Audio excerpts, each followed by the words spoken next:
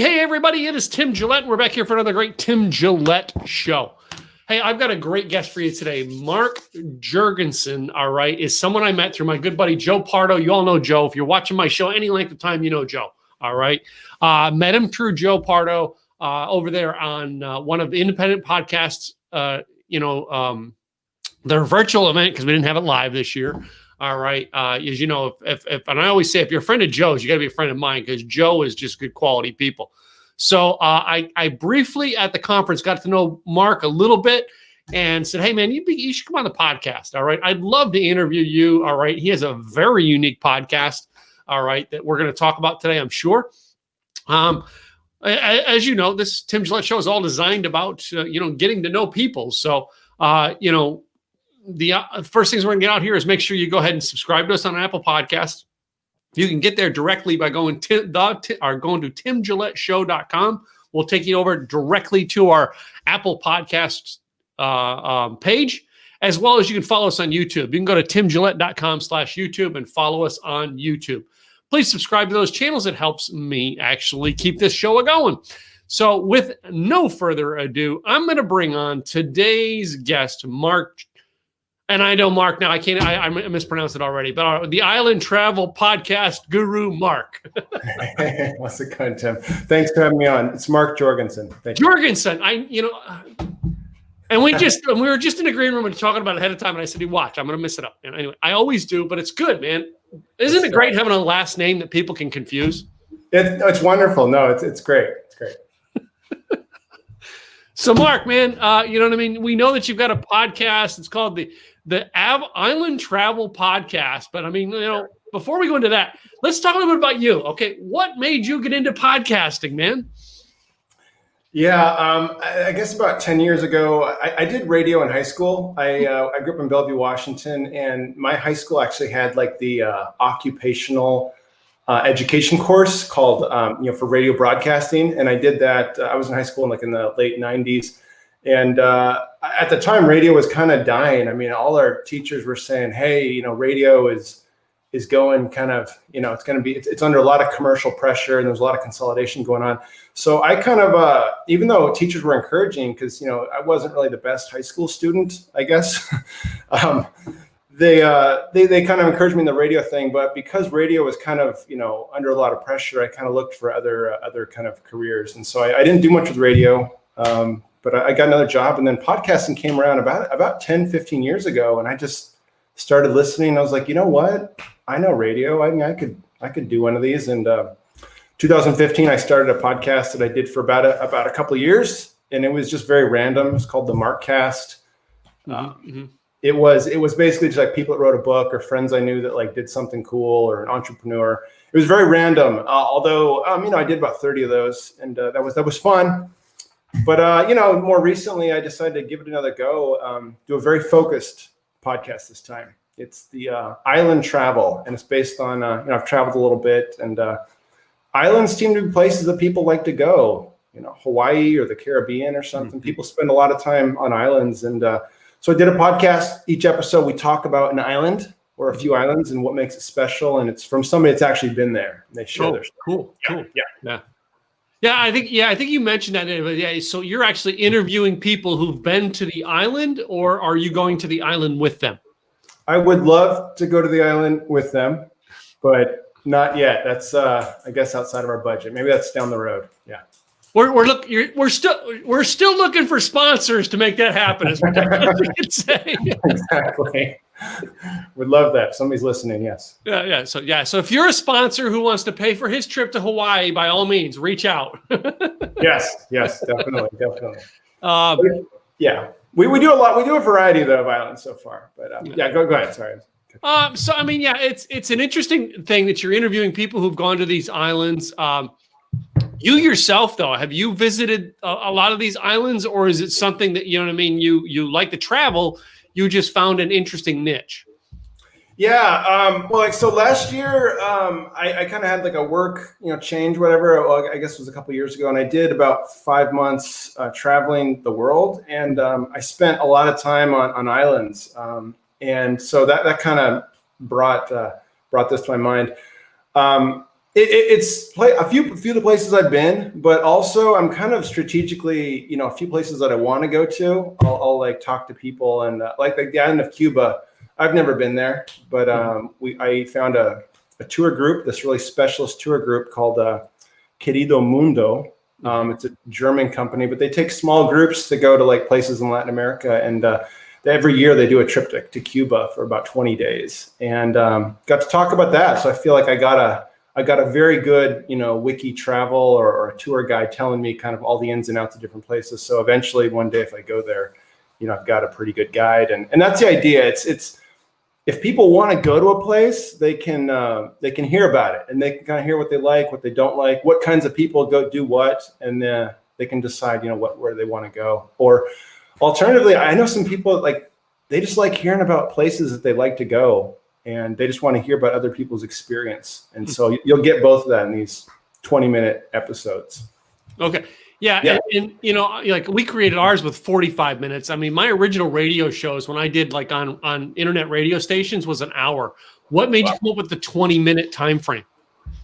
Yeah, the original episodes I did a few years ago on this, it was called the Marc cast. And it was very random. They were about an hour and a half. And it seemed like, unless I had somebody really famous or something really that would keep people engaged, it was hard for me to come up with that much content. I guess, I don't know. It's you got to have a good energy, like carrying people through, or maybe a good guest or good topic. I don't know. Maybe I'm not at your level of, keeping it engaging and fun.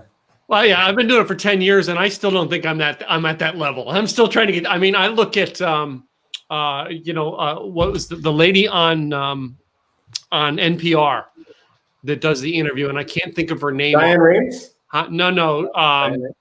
No, I can't think of her name, but anyway.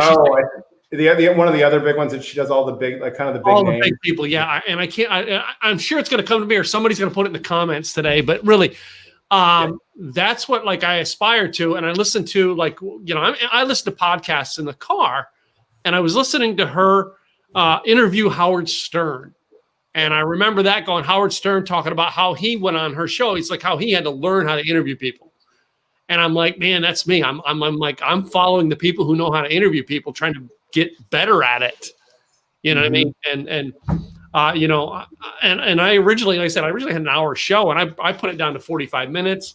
But I've had Scott McCain on, and Scott McCain and I went for an hour and a half on my podcast. So it's like, but then I don't know whether podcast you listen to, but I listened to Mike Rowe.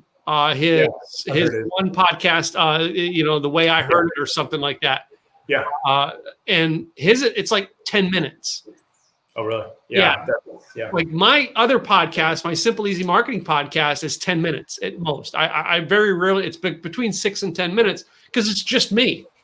It's no interviewing. So like, you know what I mean? I've got to get a message out and get it out there.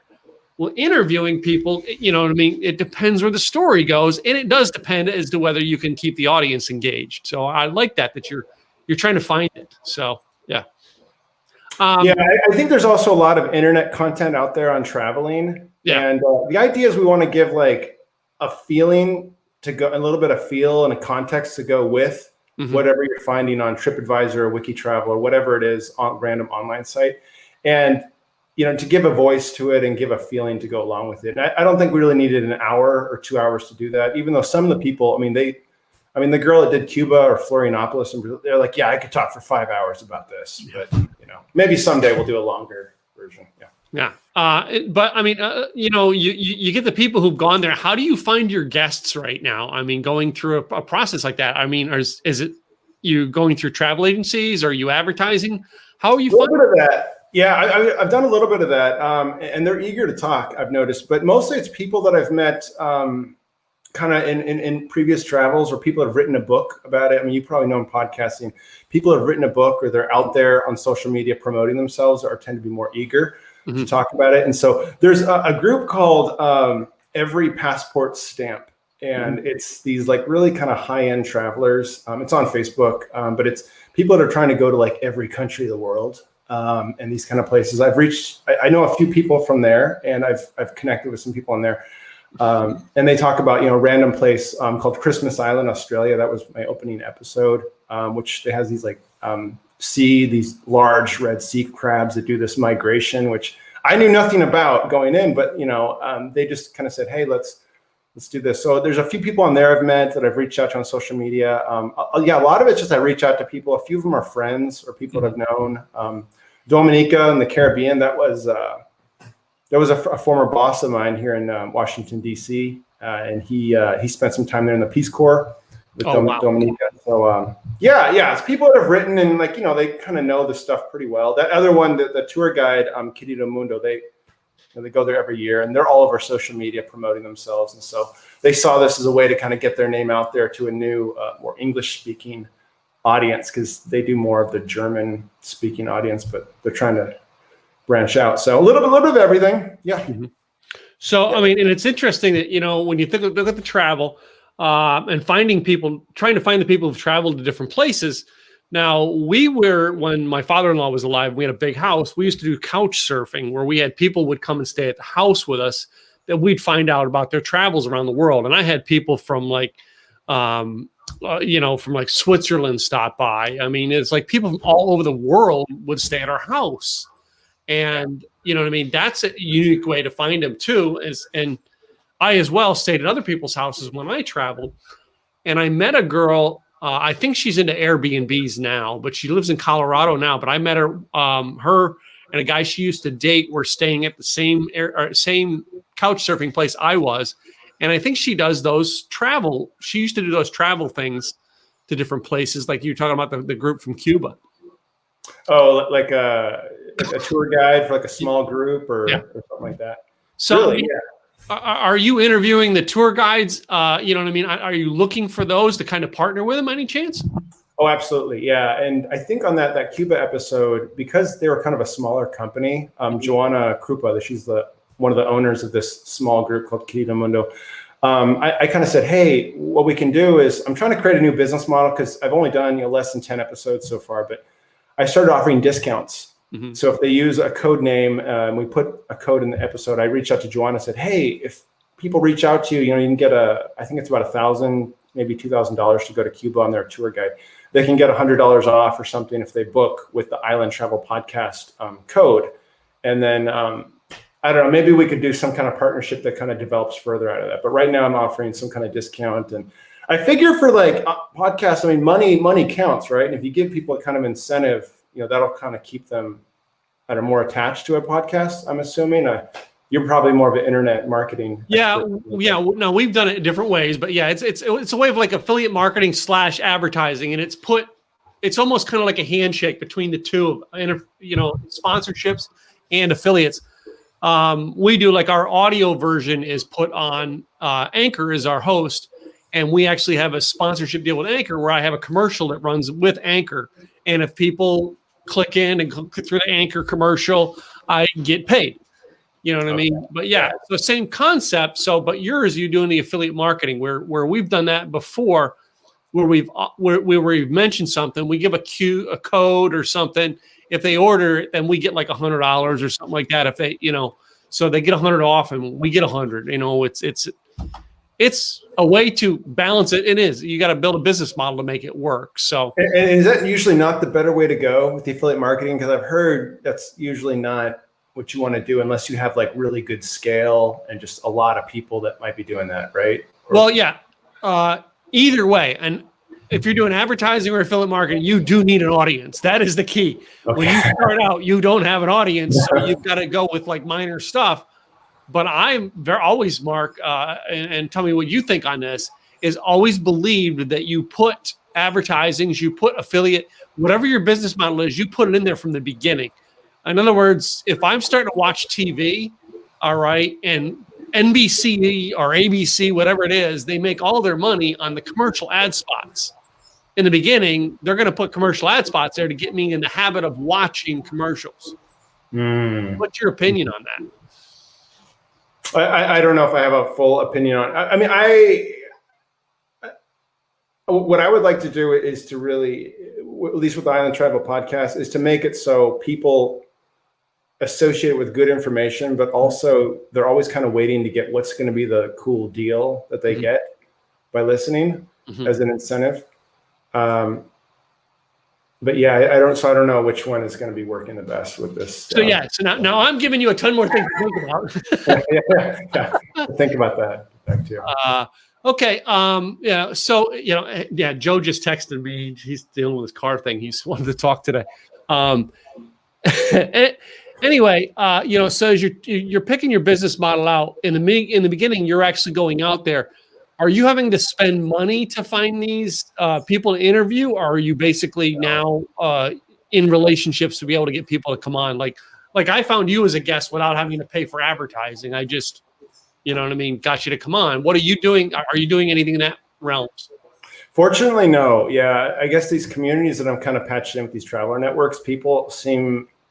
I'm talking about islands that people are and things that people are very eager to talk about, just for fun. And maybe I'm picking things that maybe they don't get to talk about every day. Mm-hmm. I found in travel, sometimes people can be very eager to listen to, the latest travel trip to somewhere, but sometimes people just don't really care. Unless it's a place that they're interested in going to or that they know about, they don't really care. So I guess with islands, you got to find a mix of like places that are really well known, like a Hawaii or something in the Caribbean or like Ibiza or something like Sicily or something like that.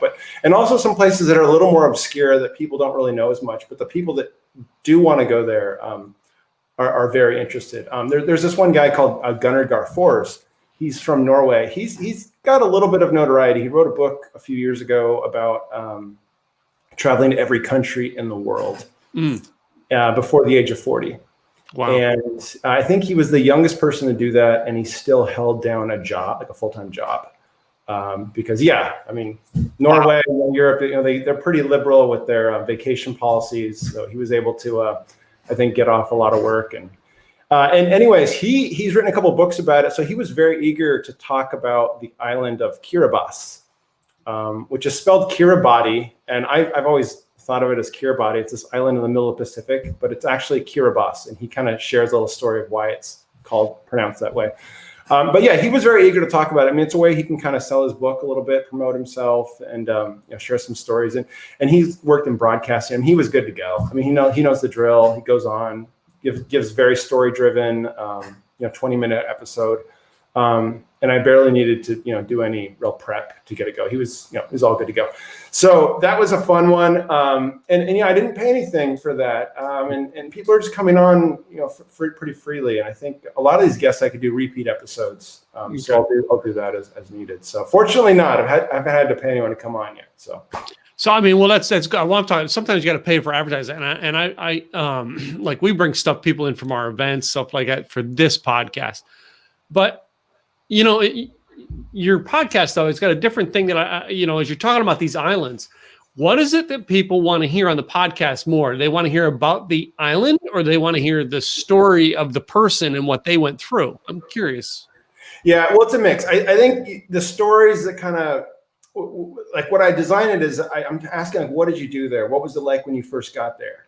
And the goal is to kind of get them in the mindset of the feelings and they have. I mean, it's not too like all feelings, all that, but I think feelings and emotion does drive, really good content generally. And you're trying to get them back in their head to get in that mindset when the ideas and the words are just going to flow kind of naturally when they were visiting the island. And so it'll kind of bring some of that energy or whatever they have. I mean, not to get too metaphysical. It's not really trying to be like, some really, I don't know, kind of new agey kind of thing. But it's trying to get them in that mindset and kind of bring some of that energy and some of that feeling. So when you're listening, you're getting that sensation of kind of, oh, well, this place does kind of feel a little bit different. They had a little energy, and it's designed for them to tell the stories that they did while they were there.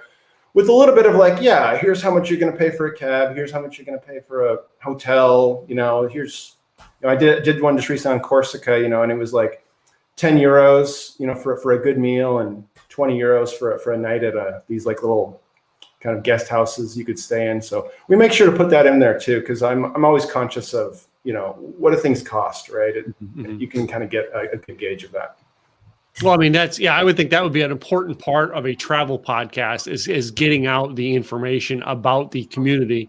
When I thought about it, I thought, well, maybe people might be listening for the stories.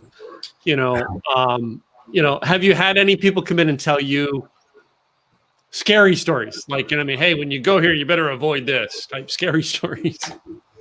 Well, I mean, a little bit. There's, Cuba is a pretty safe one. I did have the guy who did Dominica, actually, interestingly enough, he's an expert on Dominica. He goes back there every year. And a lot of people think of Dominica, they just think of the Dominican Republic. They aren't really sure. There's another island.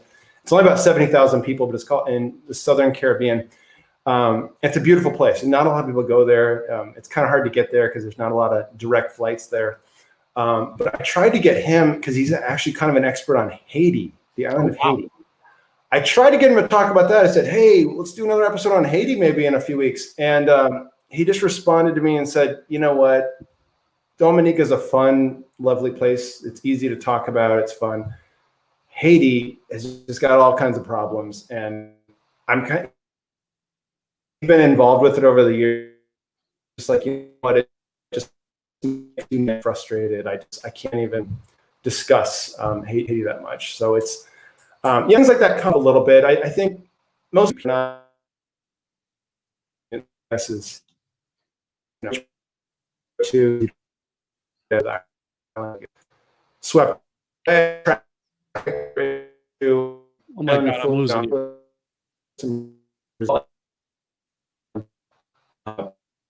You just froze on me, Mark. Are you still there? There's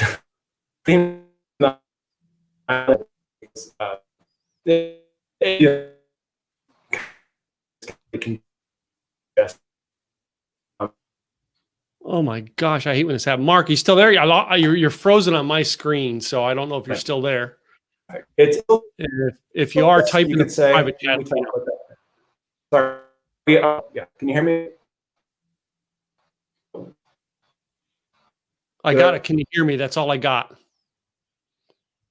I love these. You got to love the tools. Online tools, ladies and gentlemen. You got to love them when they happen and when things just go wrong. You know, your internet will work fine until the day you have to record a podcast. Then it's going to happen. Yeah, I'm catching you in and out. You kind of blur, but here and there, Mark. So please do a comeback. Hopefully comes back here in a minute. But yeah, isn't that the way? You're recording a podcast, and the day you schedule it is the day the internet acts up. So anyway, and I always try to check mine before I go live because of that. I've had mine go bad on me time and time again, and hopefully Mark comes back here in a minute. But interesting stories about, wow, that people did not want to go into Haiti. And hopefully he'll be back in here. There we see if we got. And it's trying. It's trying, man. It's just not popping through. We're going to hear one more try there. How about now? No. Well, I think I've finally got you on screen. How about now? Mark? Yeah, I can hear you. Okay, hopefully we're back. So, and I always say when you're gone, it's like always the day that you schedule the interview, that's the day the internet decides to act up. 5 minutes beforehand, it was perfect. 5 minutes after, perfect. When you have to do it, that's when the headache comes. Every time. So it's interesting. We were talking a little bit about there. You said the guy did not want to go into Haiti. All right. But he really was great with the Dominican. And I was asking you about, stories, like rough stories. Have you had anybody else like give a story like, you know what I mean? Hey, I'll avoid this bar because when I went there, this happened. Anything like that? Yeah. I don't think it's happened so far. They've mostly talked about, certain traffic things to avoid, or maybe avoid maybe a place that's like over too crowded with tourists. In terms of like danger, like physical danger, I not so much. I think, and to give an example, I mean, there was a girl I talked about about the Faroe Islands, which is an island chain that's getting really popular, although not so much now with COVID, but it's the last 5 years it's become really popular. It's kind of like a new Iceland place to be. And it's in between Scotland and in between Norway and Iceland, and it's a little hard to get to. It's one of the most isolated places in the world. It's only about 50,000 people. And the only thing, I mean, there's like no danger at all there. I mean, there's like no crime. The only problem is, there's a little bit of environmental degradation now because as they've opened up more to tourists, there's been big crowds of tourists coming in on the cruise lines, and so you got to be careful where you go and kind of avoid that. And also, just maybe some parts get really overpriced due to this, heavy concentration of tourists. So that's kind of been the focus so far. Maybe if I get into more like exotic and more dangerous places, that could be something. I've mentioned Cuba a few times. There was a few mentions from Joanna from the Querido Mundo where she mentioned in Havana. Mm-hmm. There's some places you got to be a little careful. But what's interesting is in some of these islands that are less common, I mean, more of the dangers, and there are some exceptions to this, but there's kind of a spectrum where the places that tend to be the more dangerous for tourists mm-hmm. are those places that are really heavily trafficked with tourists because they sometimes attract these more, I guess you could call it opportunistic kind of people trying to take advantage of tourists some way, maybe through some kind of scam or just elevated prices. They just kind of see tourists as these kind of quote unquote big bags of money that they're just trying to get through whatever means. And you're going to get some of those more nefarious kind of elements, right? Mm-hmm. And then maybe if you go to like the really exotic, hard, difficult to get to places where there's like no tourists at all, then maybe there could be some danger there because, they're so far from resources and, police and good hospitals and that kind of thing. But a lot of that in-between zone where there's not that many tourists and it's not so far away, it's not so exotic, it's actually quite surprisingly safe, at least generally speaking. And so that's kind of where we try to find a lot of our focus, a lot of these kind of islands. It's those places that are a little bit, they're harder to get to. They're not like so well known that they're jam-packed with tourists all year, but they're a little bit removed from that. Yeah. So, and I think you said you personally live in Washington, D.C. now, or Washington? Yeah, I live in Washington, D.C. Yeah. Okay. So was that someplace that you went to then for work? Right. It's just find someone who lives in Washington, D.C. talking about islands is kind of like different opposite worlds. Yeah, I know. Yeah, no, there's definitely a certain mentality and different type of person. You're right. In Washington, D.C., it's a place people go to for work. They really don't move there by choice. It's not like a California or Austin, Texas, or some kind of place that people just kind of go to. I originally came here for school and work about 7-8 years ago. And then, I've worked several jobs here in Washington, D.C. And I've always liked travel, but it was a few years ago, about 3-4 years ago, I started getting, I worked for a job where basically I was doing a lot of like travel security, where we did travel support for people going to all these exotic parts of the world. And we had to write reports on the situation if there was ever like some kind of a security incident or an attack or something like that might put travelers at risk, mostly business travelers. So anyways, but in that job, I also had a lot of flexibility and flexibility to travel. So I could get like 2 to 3 weeks off if I just worked extra kind of thing. So I had this really flexible schedule. And during that time is when I really started like visiting a lot of countries. It was about I think it was about 30 or 40 countries. I think I visited within about a 2-year period. And that was the most I'd ever visited in that time frame. So. Initially I came here for work, absolutely, and that's why people come to DC. That's why I stay in DC, right? Yeah, because I would think, if I was really into islands, I would live in like the south tip of Florida or something like that. You're right. Yeah, you're right. No, you raise a very good point. That's I've thought about that myself. So, now you said you've only done a few of these now, or you said you're about 10 or 12 episodes in, or how long have you been doing the Island Travel Podcast? Yeah, I started it during COVID. I guess we were about a couple months into COVID, the pandemic crisis mode, and bogged down a little bit. I started getting going with it. But yeah, just about 10 episodes. And we'll keep it going for as long as it takes. We're trying to do one episode a week. Okay. So, and you know, it's a chore. I guess people now are more apt to be at home to talk about their travels as opposed to traveling. Are you doing anything special to talk about COVID and travels in your interview? Almost all the episodes, we try to, I frame it where we kind of assume COVID's done. Oh, okay. And or COVID's not a factor. We'll mention it a little bit, but the thing I'm trying to do is I want to make it as timeless as possible. So, you know, in a year from now, like when people are traveling, and this is something I did is, you know, sometimes you go into a new place and I would just go and search podcasts and just say, okay, is there anything on this random island, or is there anybody ever did an episode? And sometimes there's not much. And so the idea is like, you know, in a year from now or 2 years from now, somebody's like, hey, I'm going to the Faroe Islands, or I'm going to Christmas Island, or one of these places.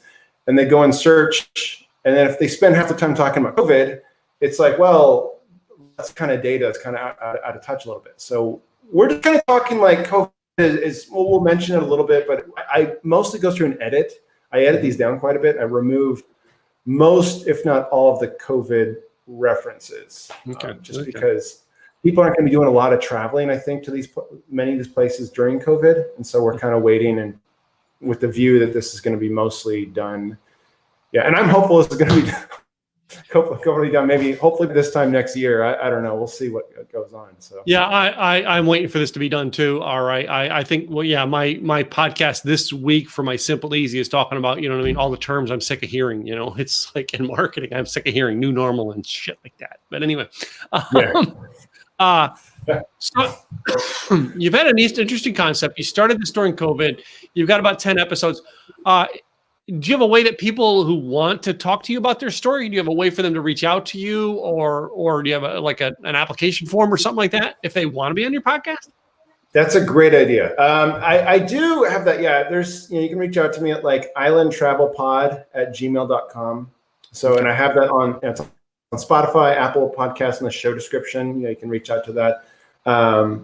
And I'm probably going to set up a Facebook page, but yeah, islandtravelpod@gmail.com. People can reach me through there.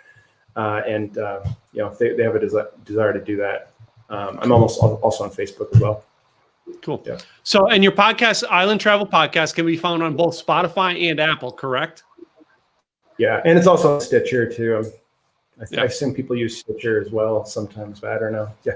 Well, do you know much about the trend in terms of like, what is Spotify just opened up a podcast recently?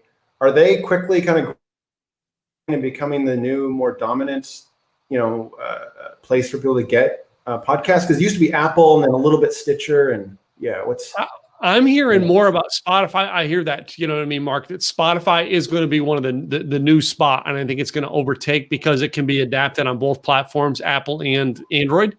And I think that's why it's going to be a more, now as there's more Android type devices out there, people are going to be like, wait a minute, I don't have to go through Apple. And they're not going to hold, and I think Apple's days of dominating it are going to be over with soon. Yes. So interesting. Yeah, that is my opinion. Yeah. But I think it's going to be, to me, I listen to a lot more on Spotify. I think I have a handful on Apple I listen to, but I listen to a lot more podcasts on Spotify than I do Apple nowadays. Yeah. Okay. Maybe if I could just ask you real quick, I've actually, to kind of do instead of like asking for people just to, pay money through Patreon to give money, what I've decided to try to do is make t-shirts with the cover art that I've done for the podcast. The cover art was done by this graphic designer based in Medellin, Colombia. And it's really cool. I think there's an island, all that.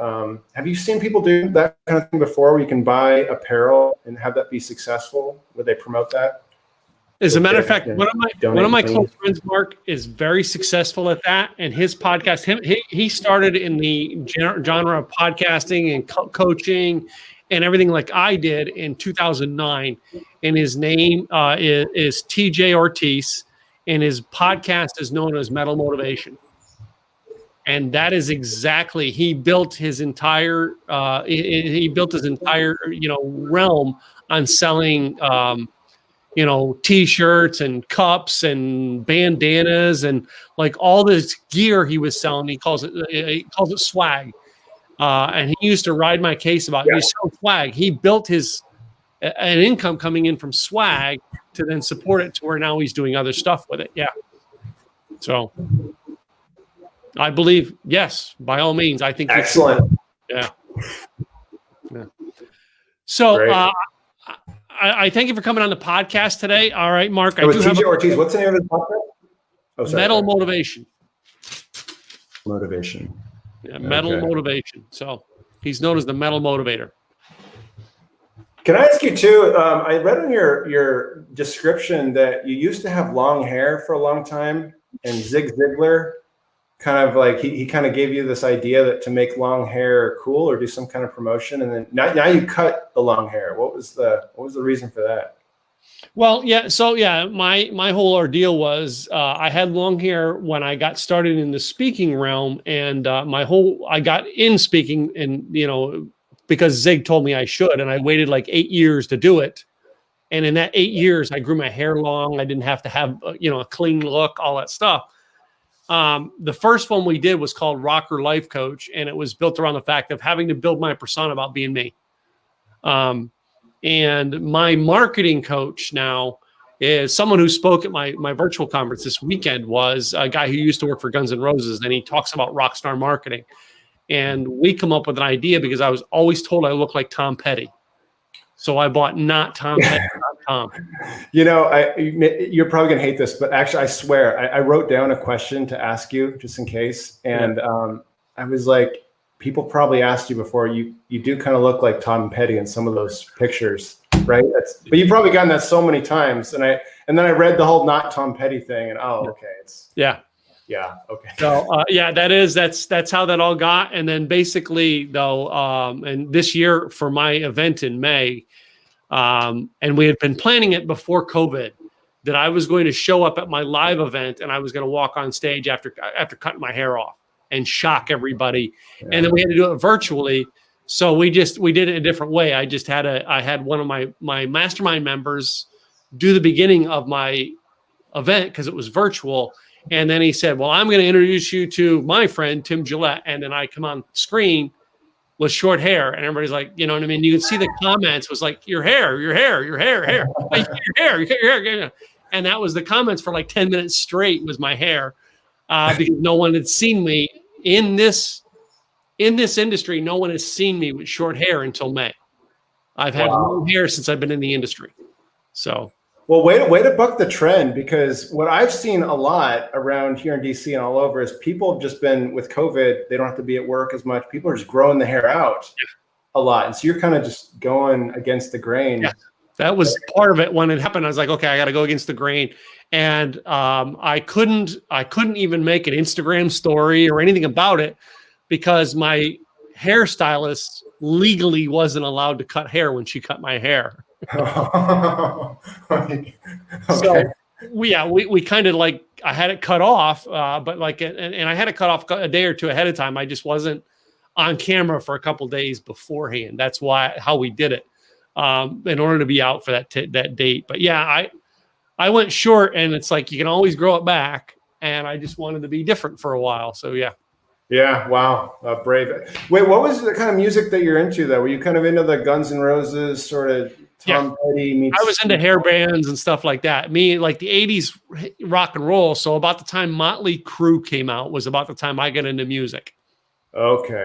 Yeah. Was that kind of the pinnacle of it? Kind of you followed it through the Guns N' Roses and then into the 90s and stuff like that. Yeah, and it's, as I said, in the 90s, one of my favorite bands was Guns N' Roses, and now one of my closest friends was Axl Rose's manager at the time. So impressive. Yeah, I mean, there was always this debate, whether they were actually going to get back and tour, with Slash. But I think that when they finally did it a few years ago, they just kind of did it like it was just a natural thing. Whereas I think if that happened in the late 90s, the early 2000s, it would have been such a shock or something. But when it did happen, whatever it was, like 3-4 years ago, it just kind of happened, and I don't know, kind of organically, I guess. Yeah, and it worked. It just took time, and it finally ended up working. So yeah.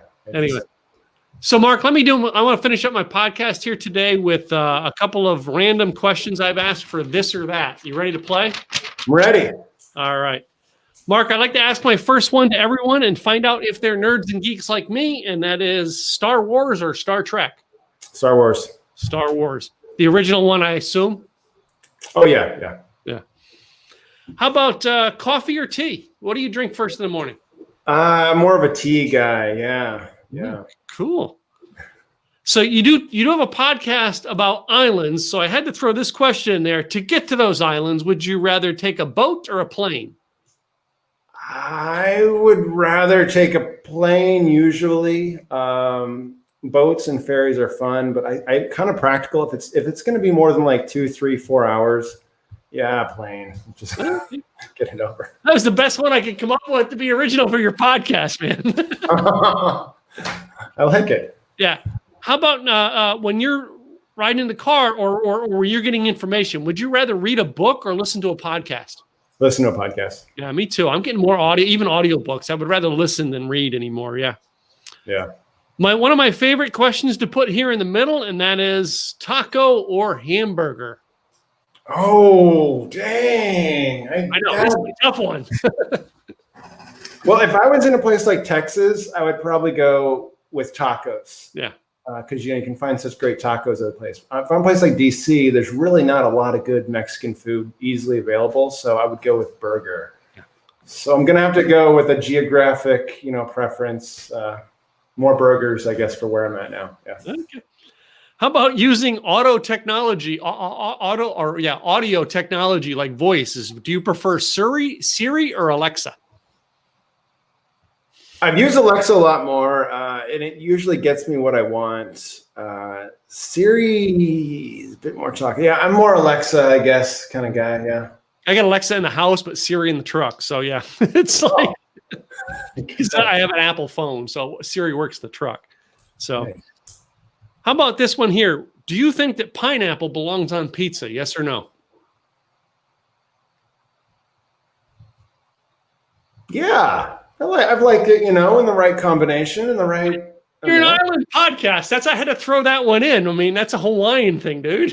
Yeah, of course. I love pineapple. I love pineapple on pizza, but there are people who are like, hell no, I'm like, okay.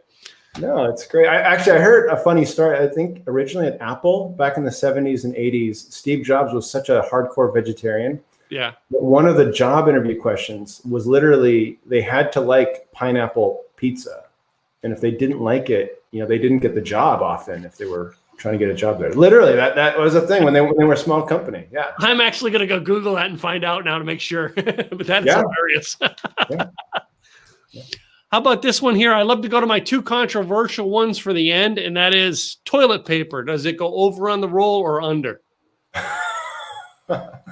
Over on the roll. It's a lot more practical to, pour it out. Yeah.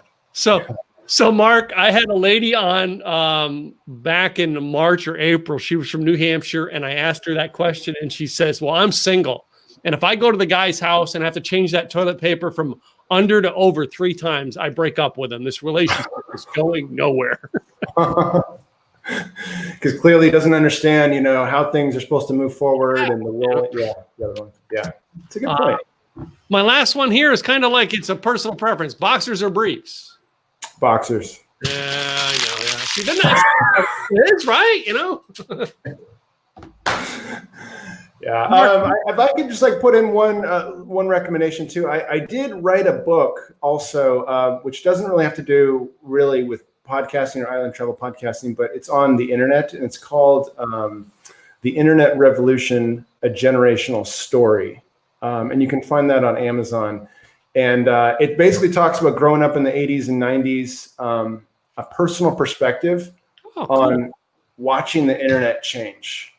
Oh, wow. So yeah, instead of talking about the CEOs and the big companies, Google and Apple and Microsoft that were kind of making the internet, it's about, a first person perspective of what it was like to go from using the internet back when it sucked, in the early 90s to when it got more developed and a full part of our lives. And we talk about music, we talk about all kinds of stuff throughout the book, blogs and podcasting, how that kind of went from the nascent kind of rough, very awkward phase to being a lot more natural.